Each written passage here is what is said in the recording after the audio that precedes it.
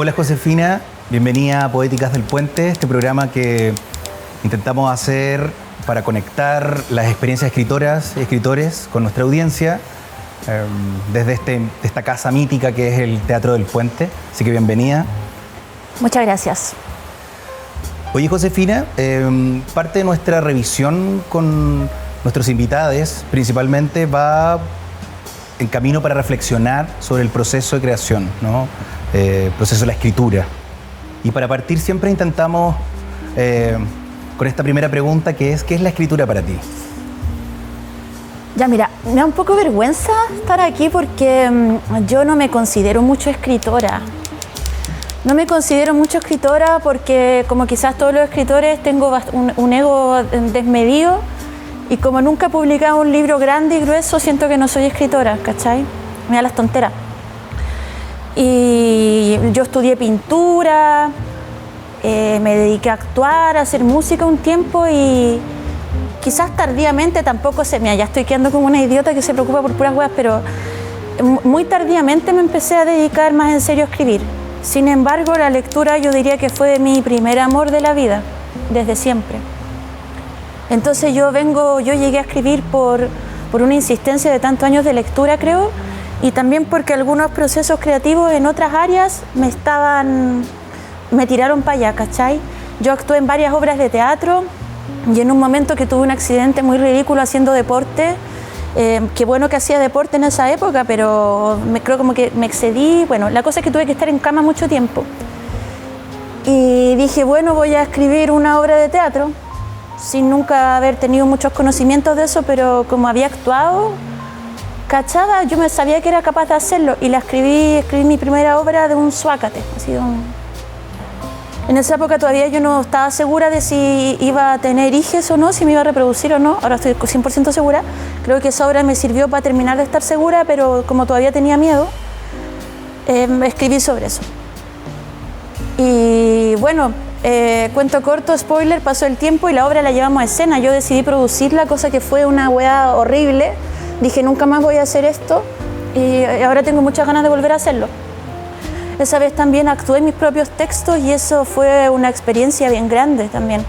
Para ya después la segunda obra que escribí, ya venía yo habiendo tenido que actuar mi propio texto, o sea, ya me había dado una cucharada de mi propia medicina.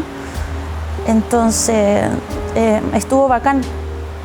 Y ahora ya el año pasado, el 2023, publiqué mi primer libro de poemas, o poememes les digo también, porque hay algunos que están al borde de pasar a ser un chiste. De hecho, me han hecho mucho bullying en redes sociales, cosa que a mí me sirve bastante porque cada vez que una página de shitposting me agarra para el hueveo, yo vendo caleta de libros, ¿cachai? Y saqué mi libro de poemas que se llama Rika Kurosawa y que lo escribí como a lo largo de un año, que tiene también harta prosa, hartos relatos, unos relatos medio hot. Siempre da vergüenza porque después tu mamá lo tiene en el velador y toda la weá. Y he seguido escribiendo y quizás con un poco menos de premura, pero tengo hartas cosas que están ahí esperando su proceso de maduración para después agarrarlas y ya leerlas con un poquito más de distancia y ver si las saco para el mundo. ¿Cómo es ese momento en el que bajas un poema, ¿no? Como que decides escribir o practicas la escritura diariamente? Practico la escritura diariamente, pero de una manera bien cobarde, ¿ya? Porque a mí me da un poquito de miedo escribir, porque me da miedo ser mediocre, porque me da miedo quedar muy en evidencia. Eso no tanto, eso me gusta cuando, oh, qué vergüenza la guay que escribí, como que encuentro que es una buena señal. Pero sí me da un poco de miedo, al contrario de otras áreas de las artes. Entonces lo que hago es que le saco un poco del poto a la jeringa, por decirlo así, y escribo muchísimo en el celular. Como tengo mi propio chat conmigo misma, que es un chat estupendo, maravilloso, que ganas de ser yo, bueno, soy yo misma, lo leo, yo me hablo, y ahí escribo montones de cosas, grabo muchos audios también, y eso después cuando ya me siento a escribir, porque por lo general la predisposición es escribir sentada, ¿cachai? Sin embargo, yo he hecho el ejercicio de escribir de pie, acostada, trato de hacer de inventarme como artilugio para evitar ese momento horrendo de como ya chucha, aquí viene la weá. Y avísenme si estoy diciendo mucha grosería. Entonces cuando yo me siento a escribir primeramente, que por lo menos es 2 veces a la semana, así como con una predisposición para hacerlo, yo parto un poco de esas notas que ya tengo, que ya he escrito, ¿cachai? O a veces reviso cuadernos antiguos de anotación y lo empiezo a revisar de atrás para adelante. Y ahí voy, nunca parto como entre comillas desde cero o de la página, de la famosa página en blanco. Una vez una chica que tomaba taller conmigo me dijo que le daba mucho miedo la página en blanco. Entonces yo le dije, bueno, cómprate un cuaderno de esos de hojas negras, po, y un lápiz blanco. Entonces así como que hackeé ahí el cerebro, po. ¿Qué tipo de situaciones te inspiran como para escribir? ¿O te basáis también en tu propia experiencia? Todo el rato en mi propia experiencia. Pero no solo en mi experiencia, sino también en las cosas que pienso con las que no estoy de acuerdo, por supuesto. Todo el tiempo, porque yo creo que a casi toda la gente le pasa que es como, oh, seré un asesino en serie en el fondo de mi corazón, ¿cachai? Y me gustan mucho las situaciones de incomodidad en que alguien dice como cosas desubicadas, ponte tú. Eso, por supuesto, los grandes misterios, como yo creo que a toda la gente que le interesa no solo producir acto creativo, sino también, qué sé yo, leer, ir al teatro, el cine también. Los grandes misterios de la vida, la muerte, el mismo misterio de la creación, el misterio del amor y el del paso del tiempo, sin duda. Pero me interesa de sobremanera las situaciones incómodas. Y mira, no voy a decir nada nuevo, pero también la idea de la familia siempre me ha gustado harto, la idea del viaje, todo lo igual son clichés, pero yo creo que la gracia, no siento el peso de inventar algo nuevo, sino que de renovar el cliché dentro de mi propia manera más honesta posible. ¿Qué crees que hay en la poesía que quizás no hay en otros géneros literarios, ponte tú? Sí, hay una especie de irresponsabilidad frente a la cronología, ¿ya? La poesía no se debe necesariamente a una sucesión de cosas. A mí me gusta decirlo así, que 1 más 1 no es 2. Hay una diferencia a veces entre la causalidad y la consecuencia. La consecuencia no se debe siempre a la causa, sino que se producen otros fenómenos que a veces están más relacionados incluso con elementos sensoriales, con la musicalidad, con dar vuelta. Ahora, yo también creo esto de la prosa, solo que lo veo más evidente quizás en poesía, de desobedecer un poco a cómo usamos las palabras en la vida cotidiana, que creo que es uno de los grandes obstáculos de por qué hay mucha gente que siente que le dan ganas de escribir y dice que no puede. Es porque, mira, sinceramente está ahí todo el día usando palabras, porque las palabras están flotando en todos lados. Las palabras están así, está lleno de palabras, todo está lleno de palabras. Pero nosotros las usamos y las seleccionamos de manera súper funcional a lo largo del día. Estoy diciendo una cosa que es quizá una obviedad, pero no lo es tanto, porque lo padecemos diariamente. Entonces ocupamos las palabras casi únicamente con una función, y la función primordial es la comunicación. Y yo creo que el poema, para empezar, no necesita comunicar nada.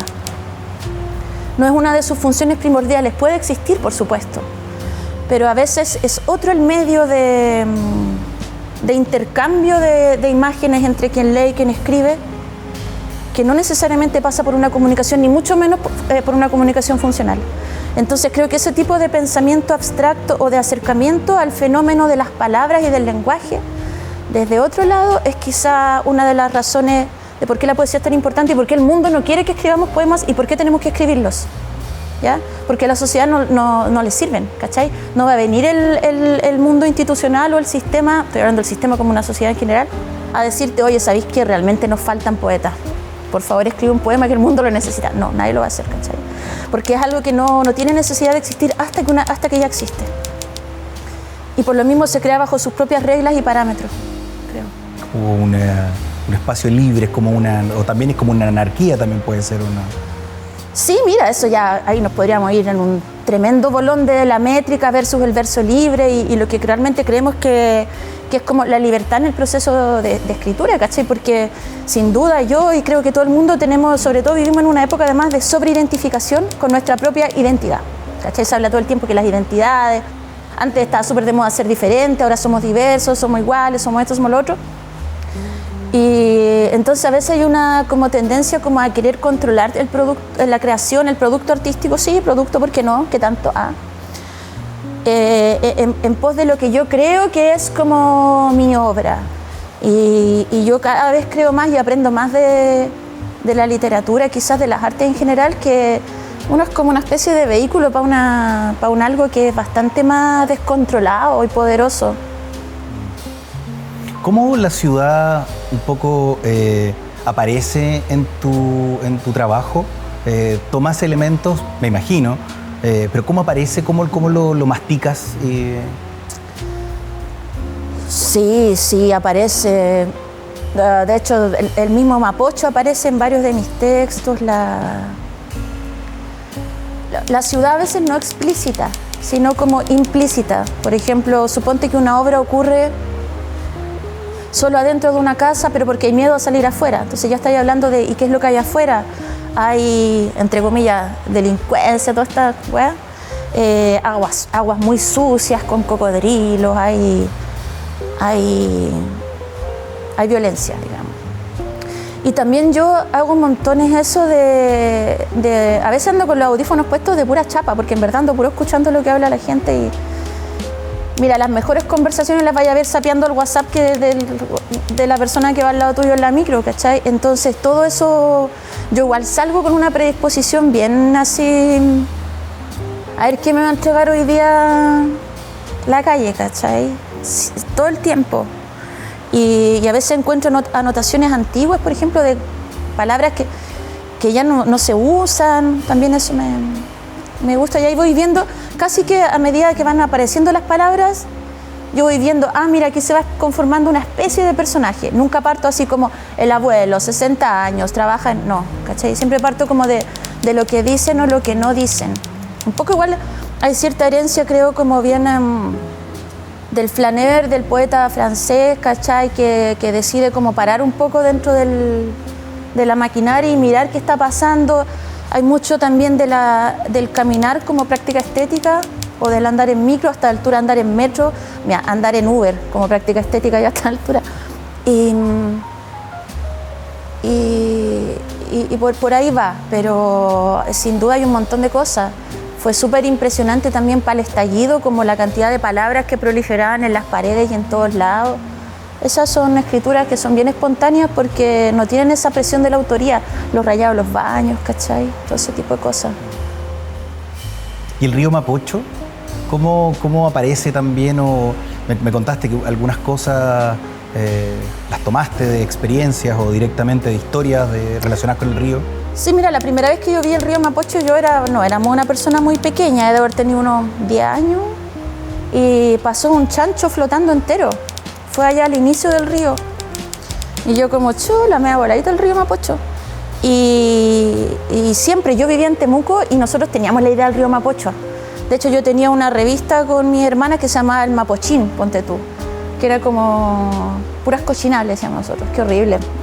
Es que nos reíamos mucho de Santiago, la gente de provincia, porque Santiago era muy sucio y feo, y bueno, llevo no sé cuántas décadas viviendo acá. Y también creo que porque tiene una cercanía con los parques, con lugares donde cuando uno venía joven a tomar, ¿cachai? O saliendo de Pionono, como que atraviesa la ciudad y por lo tanto también te atraviesa varias comunas, ¿cachai?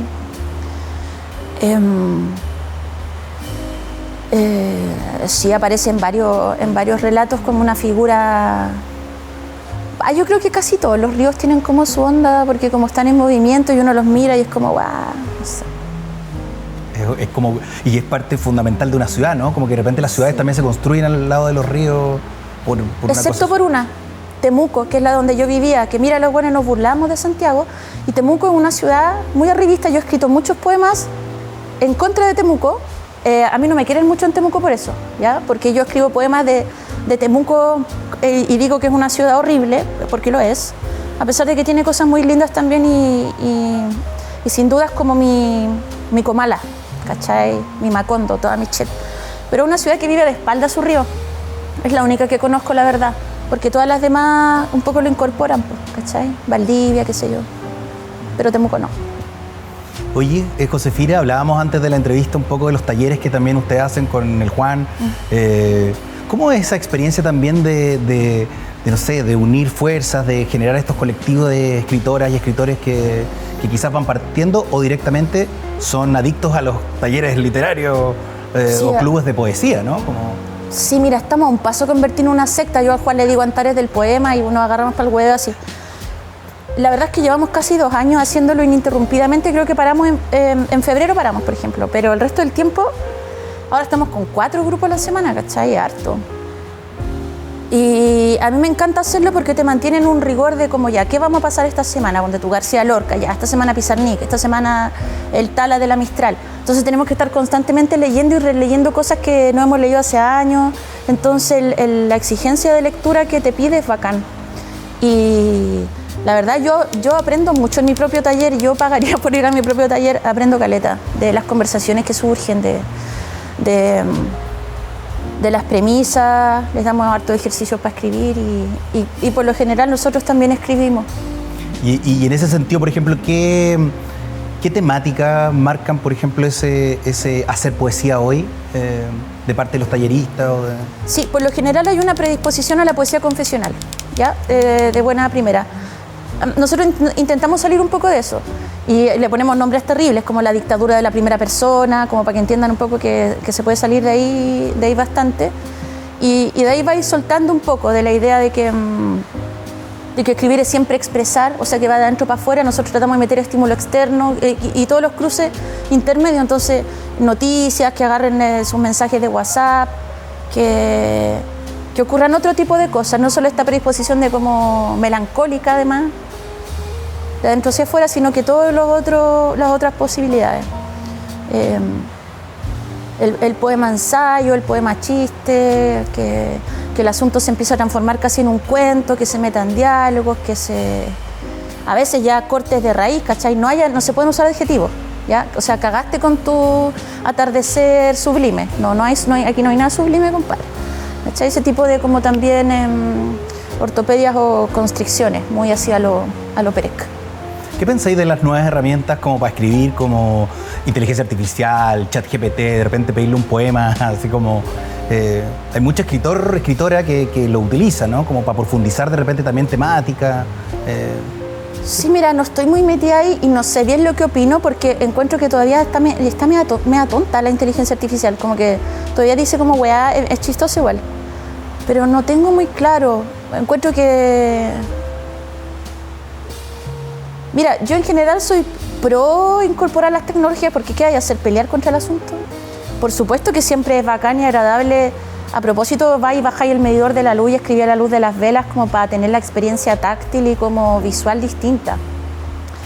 Pero después al rato podéis perfectamente prender el computador y estar así con 20 celulares escribiendo al mismo tiempo y en ese sentido soy bien poco boomer. Creo que quizá incluso van a aparecer cosas más graciosas a futuro. Bueno, y también un poco como los nuevos formatos para la poesía, ¿no? Como lo mismo que decías tú, los memes son una nueva visión de la poesía, o de tomar textos y proyectarlos en los muros, qué sé yo, o ir a rayarlos directamente, ¿no? Como estos nuevos formatos, que quizás ya no son tan nuevos, quizás se vienen nuevos. ¿Sigue siendo literatura para ti? ¿Sigue siendo escritura? ¿O hay algo también más conceptual ligado con el arte? Bueno, la poesía está en todo también, pero... Ahí la diferencia, porque no todos los poemas tienen poesía, qué horrible lo que estoy diciendo, pero y también la poesía no está solo en los poemas ni en las artes, ¿cachai?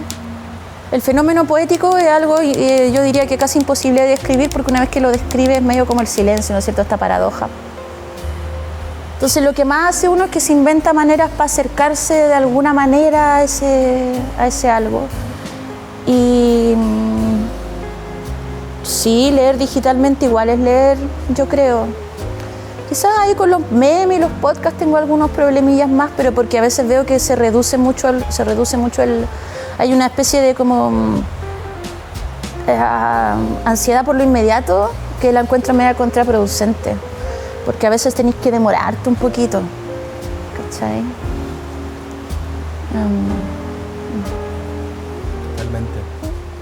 ¿Qué consejo le daría a una persona que está recién partiendo en la escritura? Y no me refiero solamente a gente joven, porque de repente hay gente que parte en su vida adulta o ya De repente casi aquí hay personas que lo último que quieren hacer antes de fallecer es escribir, ¿no?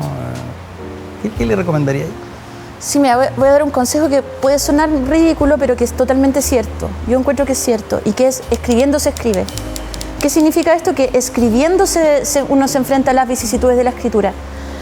Claro, efectivamente tú podés durante un tiempo que te ande rondando una idea y todo, pero a la hora de los que hubo, escribiendo se escribe, ¿cachai? No planeando que voy a escribir, mira, cuando esté lista, cuando haya vivido lo suficiente, cuando haya leído todo lo que tengo que leer, mira, sí, ahí voy a leer un libro. O sea, mira, con cuál vaya a escribir tu epitafio, ¿cachai? Con esa mentalidad. Puede ser, a mí me encanta escribir epitafio y testamento. Sí, mira, yo los lunes en la mañana me despierto y lo primero que pienso, sí, voy a morir. Una bonita manera de empezar la semana igual. Pero escribiendo se escribe y también yo veo que pasa montones en los talleres que la gente se frustra un poco cuando no siente algo escribiendo, ¿ya? Y yo creo que hay un montón de otras posibilidades además del sentimiento. Para empezar, yo sé lo productivo que es escribir algo y después leerlo en voz alta. Es otro texto, muchas veces ahí el texto cobra vida y te empieza a pedir más cosas, a pedir puntuación, a pedir que lo agrandís, que lo achiquís, que lo cortes, ¿cachai? Entonces, paciencia y escribiendo se escribe, ¿cachai? Mira, todos soñamos con escribir la nueva gran novela de no sé qué, de Latinoamérica, de no sé qué carajo, pero a mí me gusta, me voy a autocitar en un acto de extrema egolatría, pero yo tengo un poema que es bonito que dice: hoy escribí un poema, hoy es un día ganado, porque no dice solo eso, ya no crean que esto... Pero a mí el asunto me hace sentido, más allá de como una manera igual de posicionarse en el mundo que para quienes elegimos una vida, bueno, spoiler, para todos la vida es incierta, pero más encima la mía es bastante precaria, entonces es como... Yo igual me voy afirmando de las palabras cuando camino en la calle, te juro que yo lo siento así. Y de los colores también y todo eso. ¿Y en ese sentido te sentís más escritora mapa o escritora brújula? Escritora brújula mala, o a mí me gusta igual la figura del mapa para perderse, ¿cachai? Igual hablamos harto de eso en los talleres, yo lo creo así para mi vida en general, que uno, claro, traza, ponte tú vayas a escribir una obra de teatro y trazáis una especie de mapa de hacia dónde querés llegar. Pero muchas veces los personajes no van a querer que vayáis por ahí y la obra no va a querer y vaya a terminar naufragando en una isla que no conocíais, en la mitad del océano, sin tener idea del idioma que se habla ahí. Y ahí llegaste y ahí te tenéis que mover, ¿cachai? Entonces, no creo que exista una meta clara y eso es bonito, la posibilidad de perderse. Igual ya nos vamos, igual ya la cosa es más o menos... Así, me gusta mucho esa cita de Piglia al final de Ciencia y Ficción, donde dice que la literatura todavía tiene mucho que enseñarnos. Yo creo que el asunto va, por lo menos yo así me siento muy afectada todo el tiempo por la maravilla que existan todas estas obras. Y sé que no voy a alcanzar a leer todos los libros del mundo antes de morir, entonces estoy eligiendo, de hecho no me puedo comprar más, así que si me tenían un regalo, no... ¿No lo vas a aceptar? No, porque ya saqué la cuenta. Josefina González, muchas gracias por haber venido a Poéticas del Puente y te deseamos lo mejor en tus escritos. Gracias.